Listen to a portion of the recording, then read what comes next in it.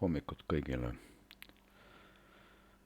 Avasin siin täna hommikust uudised ja kohe kõige esimene. President Alar Karis.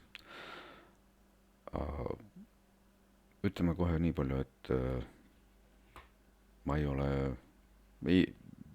tõesti mitte midagi mul ei ole midagi Karise vastu, aga siinkohal ütleks ausalt, et arvan, et lihtsalt Karis või tema nõunikud ei saa aru või nad eksivad. Et kui nad siin ütlevad, et ka meil on teises infoväljas elavaid inimesi ja me pidanuksime sellele varem mõtlema. Kas te nõunikud ja härra Karis saate aru, et mida tähendab, et me oleks pidanud sellele varem mõtlema? 2007, kas te unustasite? Nõunikud, härra Karise nõunikud, kas te unustasite? 2007 nad näitasid ja võtame kas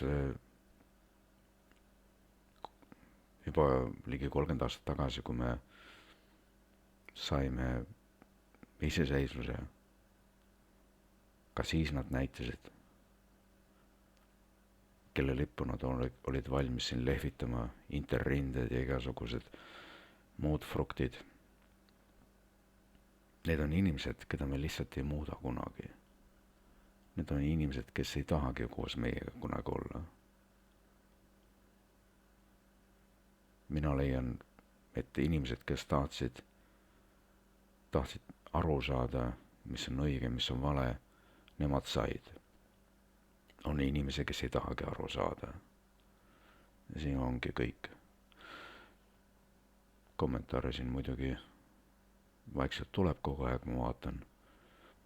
Kui ma avasin, oli 190, mis siin nüüd on edasi, ma ei tea, vaikselt kogu aeg siin tuleb juurde. Nii, sellised on siis, küll, no mis me siis kommentaarides siin ikka vaatame. On veel ainukene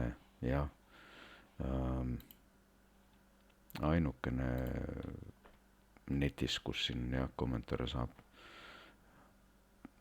lisada. Mäletate, kommentaaride lisamine muutus ka meil miskipärast peale 2007. aastat. Ei saa enam kommenteerida ERR-is, ei saa vabalt kommenteerida Postimehes, ei saa ka siin kommenteerida enam vabalt, tekkisid mingid moderid ja isegi siin lastakse kommenteerida, aga see ei tähenda, et te nüüd vabalt kommenteerite. Ja ma ei saa sellest üldse aru, miks peab kuskil registreerima, et sa saaksid kommenteerida. No siin Delfis veel on, et sa ei pea registreerima, aga inimesed ärge nüüd sellepärast arvake, et teie vaenuliku või ükskõik millise muu kommentaari puhul teid ei leitaks. IP aadressi järgi leitakski teid kohe üles, kui te ei näe seal vaeva ja ei peida ennast kuidagi, aga see on erijutt. Tänaseks on situatsioon selline, et Venemaal inimesed otsivad võimalusi seal läbi VPN-i, et avada oma Facebook või ükskõik mis muu teine. Kuna Venemaa ise on pannud Facebookid ja muud asjad Venemaal kinni ja kõik muud teised. Lugesin eile, et ka YouTube läheb Venemaal kinni. Meie kõrval on teine Põhja-Korea, isegi hullem. ütleks nii, et Põhja-Korea juba naudib, et ta ei olegi nii suurte sanktsioonide all enam kui näiteks Venemaa. Ja no eks näeb, kaua Venemaa nüüd vastu peab. Ja siin on ka siis ajaloos tulevikus tore õppetund järgmisele riigile, kes tahab minna maailma vastu. Kunagi oli Hitler oma liitlastega, Hitleril vähemalt, saage aru, olid liitlased. Hitleril oli liitlasi, aga Venemaal ei ole liitlasi praktiliselt kedagi. On niisugused väiksed sabarakud, kes seal Euroopas, ütleme, 2-3, kes siiamaani selle Vene diktaatori poolt klähvivad ja toetavad veel teda mingil määral. Ja see on kõik. Hea küll, vaatame, kuhu see asi läheb, aga jah, president Alar Karis ja nõunikud, me ei muuda neid kunagi, sest nad ei taha muutuda.